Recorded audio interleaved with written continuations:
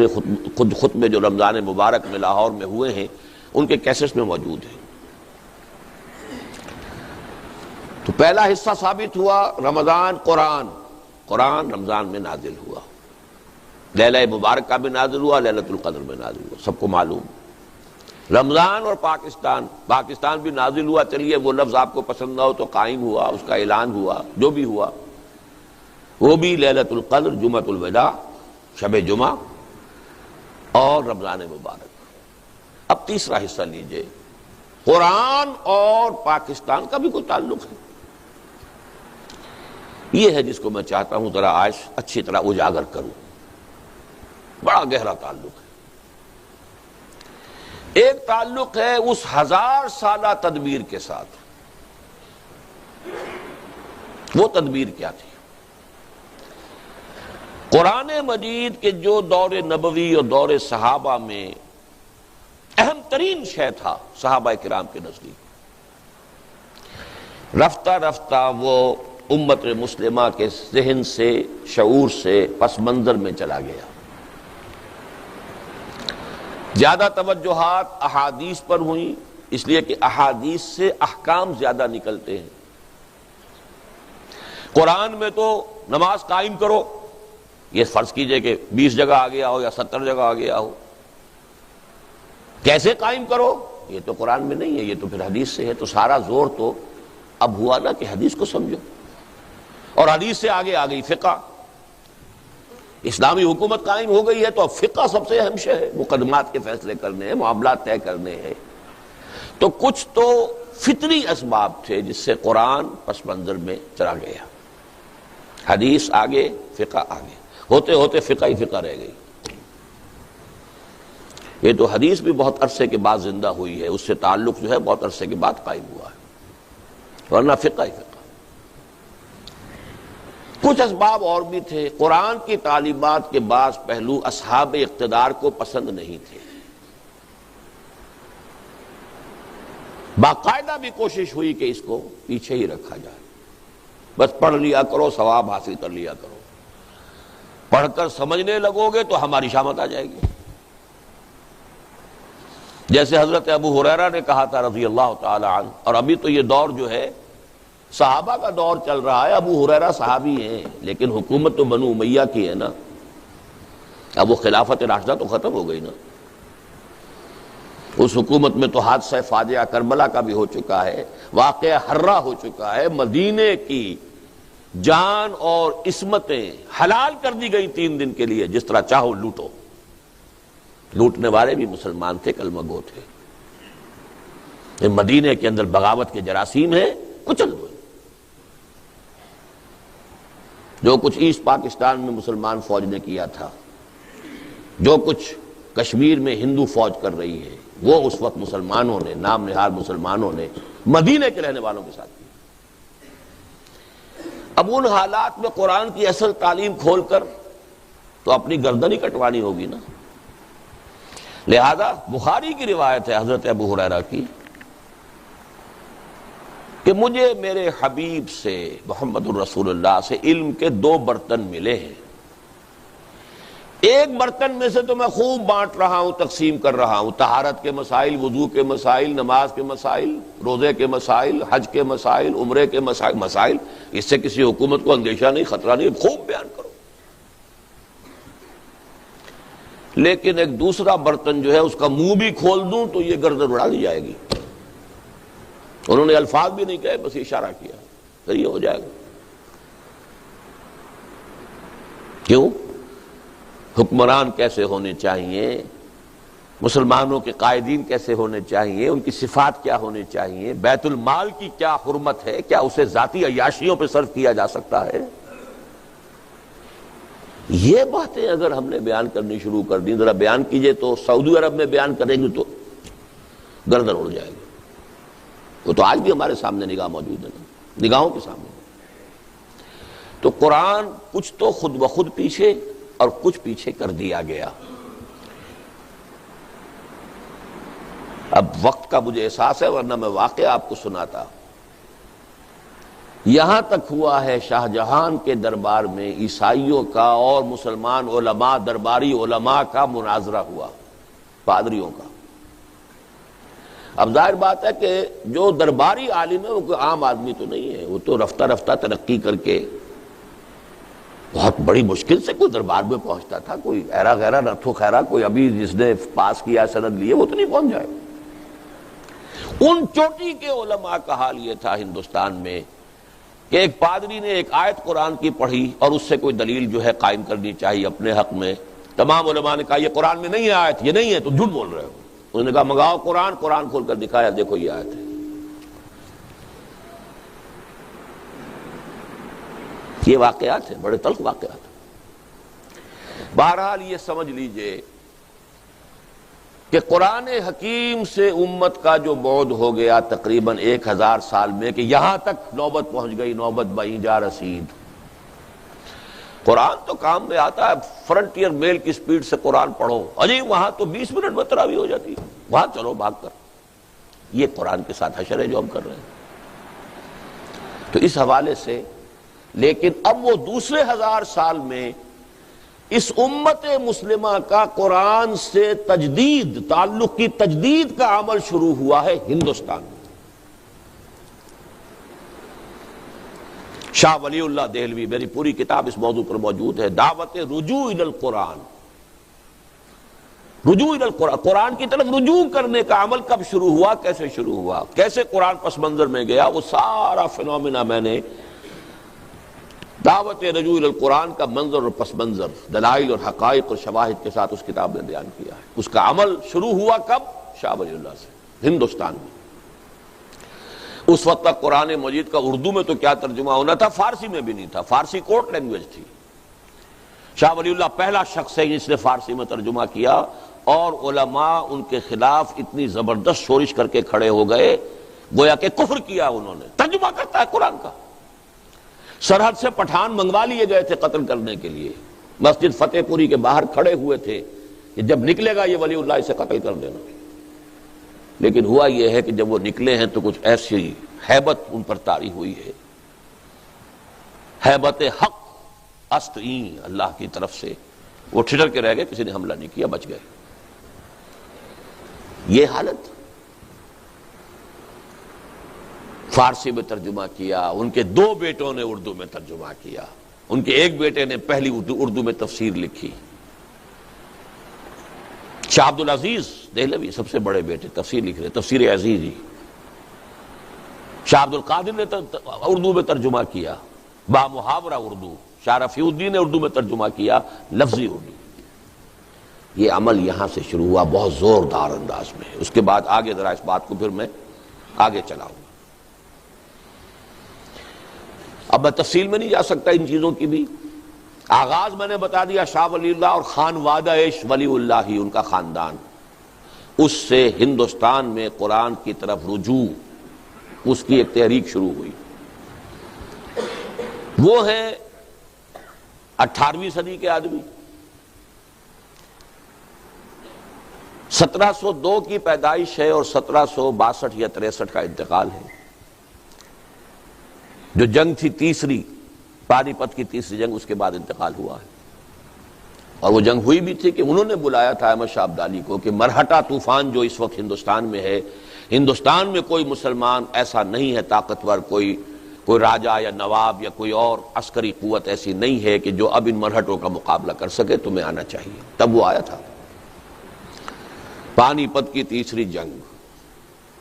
لیکن جو دعوت رجوع القرآن کا سلسلہ شروع ہوا ہے، اس میں پھر 19ویں صدی میں کیا کام ہوا، اب میں اس تفصیل میں نہیں جا سکتا، جسے شوق ہے میری کتاب پڑھے۔ 20ویں صدی میں یہ کام 2 زبردست آدمیوں نے شروع کیا ہے ہندوستان میں، جن میں سے سب سے اہم اقبال۔ میری کتاب ہے علامہ اقبال اور ہم، اس میں میں نے 4 چیزیں واضح کی ہیں۔ رومی ثانی اقبال ہے۔ مولانا رومی کی مثنوی کے بارے میں یہ کہا، کسی نے کہا، بہت اونچے شاعر نے کہا، مثنوی مولوی معنوی ہست قرآن، در زبان پہلوی، قرآن کی تعبیر، اس کے بڑے غامض حقائق کی تعبیر فارسی شعر کے پیرائے میں یہ مثنوی ہے۔ اور یہی بات اقبال کے بارے میں جلندر کے ایک فارسی شاعر گرامی جلندری نے کہی ہے، در دیدہ مانی نگراں حضرت اقبال، پیغمبری کرد و پیمبر نہ تواں شد۔ جو لوگ حقائق سے واقف ہیں ان کی نگاہوں میں تو اقبال کا مقام یہ ہے کہ اس نے پیغمبری کی ہے، بھائی مانا کہ قرآن کی۔ اب پیغمبر اس معنی میں تو کوئی نہیں آئے گا، لیکن یہ کہ پیغمبر نہ تواں گفت، کہا نہیں جا سکتا انہیں پیغمبر، لیکن جو کام پیغمبروں کا ہے یا مجددین کا ہے وہ انہوں نے کیا ہے۔ بہرحال میرے نزدیک عظمت قرآن کا سب سے بڑا نشان اس صدی میں، اس دور میں اقبال ہے۔ اگر کوئی مولوی بیچارہ عالم دین قرآن کی مدح کرے، قرآن کی تعریف کرے تو ٹھیک ہے، اس نے تو ساری عمر اسی میں بتائی ہے، یہی پڑھا ہے۔ لیکن جس نے کہ کالج میں تعلیم حاصل کی، مشن سکول میں پہلے تعلیم حاصل کی، پھر مشن کالج میں کی، پھر گورنمنٹ کالج لاہور میں کی، پھر وہ گیا ہے انگلینڈ گیا ہے، پھر جرمنی گیا ہے، مشرق اور مغرب کے فلسفے کھنگال کر، اور اب قرآن کی عظمت کا اقرار کر رہا ہے، تو زمین و آسمان کا فرق ہو گیا۔ نہ کہیں جہاں میں اما ملی جو اما ملی تو کہاں ملی میرے جرم خادہ خراب کو تیرے عفو بندہ نواز میں۔ اس کا کلیم یہ ہے کہ میرے سارے فکر کا منبع اور سرچشمہ قرآن ہے۔ حضور مناجات بحضور رحمت للعالمین، حضور کے سے ایک گزارش کرتے ہوئے یہاں تک کہا ہے، گر دلم آئی نئے بے جوہر است ور بحرفم غیر قرآن مزمر است، پردہ ناموس فکرم چاک کن این خیاباں راز فکرم پاک کن۔ اے نبی، اگر میرا دل جو ہے آئینہ بے جوہر ہے، ایسا شیشہ ہے جس کے اندر چمک دمک ہے ہی نہیں، اور اگر میرے کلام میں اور میرے پیغام میں قرآن کے سوا کوئی شے آ گئی ہے تو میرے فکر کے ناموس کا پردہ چاک کر دیجیے، گویا کہ میں پھر ایک کانٹا ہوں اس شاہراہ پر، اس گلشن میں، اس کو پاک کر دیجئے، اس کانٹے کو نکال کر پھینک دیجئے، یہاں تک کہ روز محشر خار و رسوا کن مرا بے نصیب از بوسہ پاکن مرا۔ اگر ایسا ہے تو محشر میں، میدان حشر میں مجھے ذلیل و رسوا کیجئے گا اور اپنے قدم بوسی سے محروم کر دیجئے گا۔ رومی ثانی، سب سے بڑا داعی قرآن اس صدی کا اقبال ہے۔ گر تمہیں خواہی مسلمان زیستن نیست ممکن جز قرآن زیستن۔ اور یہ قرآن ہے کیا؟ کتاب زندہ قرآن حکیم، حکمت او لا یزال است و قدیم، حرف اورا ریب نے، حرف اورا ریب نے، تاویل نے،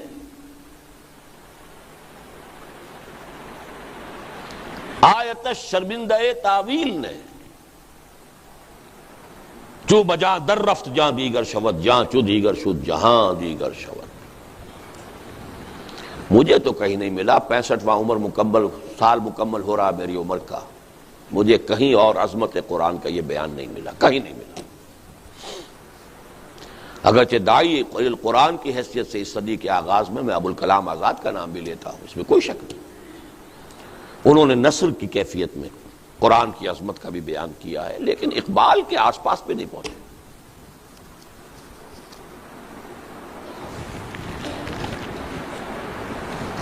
اور یہاں میں آپ کو دو گواہیاں دینا چاہتا ہوں عالم اسلام کے دو مسلمان مفکرین کی اس صدی کے، ایک عرب ایک ایرانی۔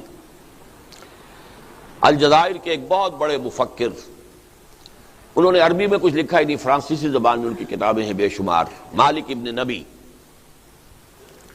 انہوں نے عجیب تجزیہ پیش کیا ہے، انہوں نے کہا ہے اپنی ایک کتاب میں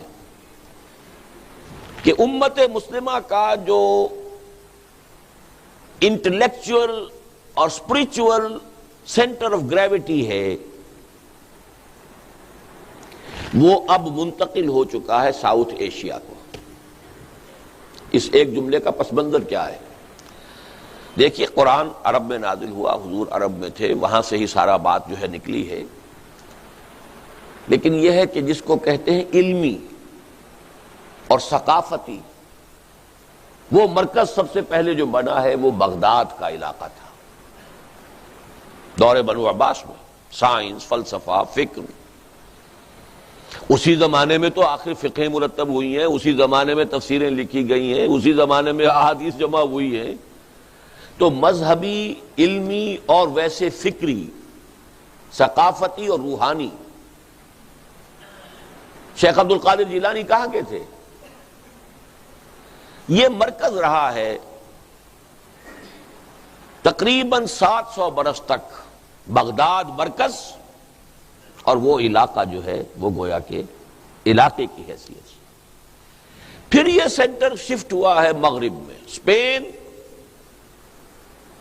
اور یہ المغرب جسے کہتے ہیں، الجزائر، تونس، موراکو، موریتانیہ، اور یہ اسی الجزائر کا ایک شخص کہہ رہا ہے کہ اب یہ مرکز جو ہے یہ منتقل ہو گیا جنوبی ایشیا۔ جنوبی ایشیا ہندوستان کو کہتے ہیں۔ اب جو اسپرچول اور intellectual centre of gravity of the Muslim ummah is in the Indian sub continent. اس کی وضاحت آپ کو مل جائے گی، میں یہ بات بہت پہلے کہہ چکا ہوں، وہی دعوت رجوع القرآن کے اندر آپ یہ ساری چیزیں دیکھ لیں گے۔ ہمارے انٹلیکچوئل اور فلسافیکل اور اسپرچول فاؤنٹین ہیڈ کی حیثیت تو صرف قرآن ہی کو حاصل ہے، نکلتا تو وہیں سے جو کچھ نکلتا۔ دوسری بات ڈاکٹر علی شریعتی کی ہے۔ ایران کے انقلاب میں فکر نام کی کوئی شے اگر تھی وہ صرف علی شریعتی کی تھی۔ وہ تو بہت ینگ ایج میں اس کو بادشاہ نے شہید کروا دیا تھا۔ اس کے بہت عرصے کے بعد پھر یہ علماء کی ایک جو ہوئی ہے اپرائزنگ ہوئی ہے، اس سے انقلاب آیا ہے، اور اس کے پیچھے کوئی فکر نہیں تھا۔ فکر اگر تھا کسی درجے میں تو علی شریعتی کے تھا، ورنہ خود آیت اللہ خمینی کو مفکر نہیں تھے۔ ان کی تصنیفات ایسی ہیں جیسے مولویوں کی تصنیفات ہوتی ہیں، اور کٹر جیسا شیعہ مولوی لکھے گا وہی چیزیں انہوں نے اس میں لکھی ہوئی ہیں۔ انقلابی کوئی فکر نہیں، یہ تو علماء کی ایک اپرائزنگ تھی، جیسے اب طالبان کی ہے افغانستان میں۔ کٹر حنفی قدامت پسند علماء ہیں، اس کا بھی تذکرہ بعد میں آئے گا، لیکن انٹلیکچوئل اور روحانی، دیکھیے ایک عجیب بات ذہن میں آئی ہے، آپ سارا تصوف، وہ جو مروجہ تصوف ہے، اس مروجہ تصوف میں کیا صحیح ہے کیا غلط ہے، یہ میری ایک تقریر تھی جو اب شائع ہونی شروع ہو گئی ہے، پہلی قسط میثاق میں آ گئی ہے تازہ میں، اور اس کا بھی شان ورود یہ ہے کہ میں نے ایک تقریر کی تھی 2 کیسٹس پر مشتمل، جس میں میں نے مروجہ تصوف پر جو حصے اس کے غلط ہیں اس کی تنقید کی تھی، جو صحیح ہیں ان کی تائید کی تھی۔ ایک حلقہ ہے وہ تنظیم الاخوان، مولانا محمد اکرم آوان صاحب ان کے مرشد ہیں اور بہت سے ان کے جو ہیں وہ مرید ہیں، تو الریاض سعودی عرب کا جو کیپٹل ہے وہاں جو الاخوان کے لوگ تھے انہوں نے میرے اس کیسٹ میں سے تنقیدی حصے نکال دیے، تعریفی حصے جمع کر کے میرے نام سے میرا کیسٹ چلا دیا۔ آج کی روحانیت یہ ہے جو خیانت بھی کرتی ہے، چوری بھی کرتی ہے، سرقہ بھی ہے۔ جب انہیں کہا گیا، انہوں نے کہا آپ چاہے اسے چوری سمجھ لیں چاہے کچھ اور سمجھ لیں، ہم تو کریں گے۔ اکرم آوان صاحب کو لکھا گیا، ان کی طرف جواب نہیں آیا۔ اب ہم نے یہ کیا ہے مجبوراً کہ وہ پوری تقریر شائع کر رہے ہیں، جو کچھ انہوں نے بھی کیسٹ میں رہنے دیا ہے وہ بھی، اور جو تھا وہ بھی، اور جو انہوں نے کاٹ دیا اس کو ذرا بولڈ کیا ہے تاکہ لوگوں کو معلوم ہو جائے کہ کیا کیا اس میں سے انہوں نے نکالا ہے۔ بہرحال جو بھی مروجہ تصوف ہے، اس وقت میں اس تفصیل میں نہیں جا رہا، وہ پہلی قسط اس کی شاید 3 میں مکمل ہو سکے گا بہت، کیونکہ 2 قسطوں پر مشتمل میری تقریر تھی وہ، لیکن اس کا پہلا آ گیا ہے تازہ میثاق میں۔ لیکن مروجہ تصوف میں ایک بات آپ کو نظر آئے گی، سارا ہندوستان میں تصوف باہر سے آیا۔ کہاں سے چلے آ رہے ہیں؟ شیخ علی حجویری، کہاں سے چلے آ رہے ہیں؟ معین الدین چشتی، کہاں سے آ رہے ہیں؟ لیکن الف ثانی میں الٹی گنگا بہی، سلسلہ نقشبندیہ مجددہ یہاں سے چل کر اور پورے عالم اسلام میں، عالم عرب میں تو نہیں گیا ہے، افغانستان، پورا ترکستان، ترکی تک پوری بیلٹ، اسی میں تھے امام شامل، اسی میں ہے یہ چچنیا کے مجاہدین. اس لیے کہ یہ تصوف جو ہے یہ بہرحال جتنے بھی چیزیں مروج ہیں ان میں اقرب الی الکتاب والسنہ، اگرچہ اب وہ بھی بہت گڑبڑ ہو چکی ہے. اس کی جو ایک ریلائسنس ہو رہی ہے، امریکہ میں ایک حلقہ بنا ہے نقشبندیہ کا، وہ بہت غلط رخ پر جا رہے ہیں. وہ تو یہ ہے کہ زاغوں کے تصرف میں عقابوں کے نشیمن. لیکن یہ آپ کو معلوم ہونا چاہیے کہ الف ثانی میں ایک سلسلہ تصوف روحانیت کا بھی ہندوستان سے نکل کر پھیلا ہے باہر. پہلے وہ آ رہا تھا باہر سے ہندوستان کی طرف. اسی طرح فکر، اقبال مفکر اعظم صدی ہندوستان کا، پاکستان میں دفن، لاہور میں دفن. یہ جو اقبال نے قرآن مجید کی خدمت کی یا اس کی للکار مسلمانوں کی دی، کس قدر پیارے الفاظ ہیں. صاحب قرآن و بے ذوق طلب، العجب ثم العجب ثم العجب. قرآن کی حامل قوم ہو اور ایسی سست ہوئی بیٹھی ہو اور ایسی پڑی ہوئی ہو زمین پر، اور ایسے ہی جیسے کہا گیا کہ تم شبنم کی طرح زمین پر پڑے ہوئے ہو اور دشمن تمہیں اپنے پاؤں تلے روند رہے ہیں. اے چو شبنم بر زمیں افتندئی، در بغل داری کتاب زندئی. وہ کتاب زندہ اب بھی موجود ہے تمہارے پاس، لیکن تم نے اسے اٹھا کر رکھ دیا ہے جزدانوں میں بند کر کے. پڑھتے ہو تو حصول ثواب اور ایصال ثواب اللہ اللہ خیر صلی اللہ بآیات اشترا کار جزی نیست کہ از یاسین او آساں بمیری. عالم نزا کی سختیوں کو ہلکا کرنے کے لیے یاسین سنا دو بس. اے کہ می نازی بقرآن عظیم، تاک و جا در حجرہا باسی مقیم. اے قرآن کی حامل قوم، کب تک حجروں کے اندر بیٹھے رہو گے؟ در جہاں اسرار دیرا فاش کن، نقطہ شرع مبینہ فاش کن. پوری دنیا میں دین کے اسرار کو عام کرو، اور دین متین اور شرع متین کے جو اصل نکات ہیں، جو اصل حقیقت ہے، جس کے بنا پر یہ رحمت للعالمین، اللہ حضور کی رحمت للعالمینی کا سب سے بڑا مظہر ہے، اسے عام کرو. نکل کر خانقاہوں سے ادا کر رسم شبگیری. یہ ساری للکاریں آپ نے سنی، کسی اور کے ہاں سنی؟ قرآن کے حوالے سے کہہ رہا ہوں. باقی کسی اور حوالے سے کوئی قومی مسئلہ ہے، کوئی سیاسی مسئلہ ہے، پاکستان کا مطلب کیا، لا الہ الا اللہ، یہ چیزیں اور ہیں. قرآن کو مرکز بنا کر، محور بنا کر، جو حضور کی دعوت اور تحریک کا مرکز و محور تھا، یتلو علیہم آیاتہ ویزکیہم ویعلمہم الکتاب والحکمہ، یہ بیسک میتھوڈالوجی تھی جو قرآن کے گرد گھوم رہی ہے.